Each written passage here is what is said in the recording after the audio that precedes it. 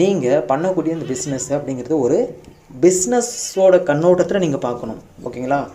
பேஷனோட கண்ணோட்டத்தில் பார்க்கக்கூடாது, பிஸ்னஸாக பார்க்கணும். அப்படி பார்க்கும்போது என்ன உங்களுக்கு தெரிய வரும் அப்படின்னா, ஒரு பொருளை எந்த இடத்துல நீங்கள் விற்க முடியும், அப்படி எந்த மாதிரி பொருளை நாம் வளர்த்தா அதில் ப்ராஃபிட் வருங்கிற ஒரு கன்க்ளூஷன் உங்களுக்கு வந்துட்டு கிடைச்சிரும், ஒரு ஐடியா கிடைச்சிரும். அப்போது அந்த மாதிரி பொருள் தான் நீங்கள் வந்துட்டு வளர்ப்பீங்க. இந்த ஃபார்மிங்கில் சொல்கிறேன். எதை நான் மீன் பண்ணி சொல்கிறேன் அப்படின்னா, இந்த ப்ரீடு சூஸ் பண்ணுறது சொல்கிறேன். இப்போ எக்ஸாம்பிளுக்கு உங்களோட சரௌண்டிங்கில் வெள்ளாடு நல்லா மூவ் ஆகுதுன்னு உங்களுக்கு நல்லாவே தெரியும். ஆனால் தலைச்சேரி இந்த மாதிரி ஹைப்ரிட்டை வந்துட்டு நீங்கள் வந்துட்டு வளர்க்க ஆரம்பிப்பீங்க. அப்படி வளர்க்க ஆரம்பிக்கும் கண்டிப்பாக உங்களுக்கு லாஸை நோக்கி பிஸ்னஸ் அப்படிங்கிறது போகும். இது யதார்த்தமான உண்மை. ஆனால் இது நிறைய பேருக்கு தெரியாது. இந்த மாதிரி ப்ரீடை வந்துட்டு வாங்கி வளர்த்துருவாங்க. அதே மாதிரி தான் மாடுகளும் சரி, உங்களுடைய சரௌண்டிங்கில் நல்ல நாட்டு மாடு கிடைக்கிறது ரொம்ப கஷ்டமாக இருக்கும். ஆனால் நீங்கள் ஹைப்ரிட்டை ஹெச்எஃப் இந்த மாதிரி வந்துட்டு வாங்கி வளர்ப்பீங்க. நான் தப்பு சொல்ல வரலங்க. இப்போ அதேமாதிரி தலைச்சேரி நான் தப்பு சொல்ல வரல, ஹைப்ரிட் ஆடுகளையும் தப்பு சொல்ல வரல. நீங்கள் எங்கே விற்பீங்க அப்படிங்கிறது ஒரு கேள்வி.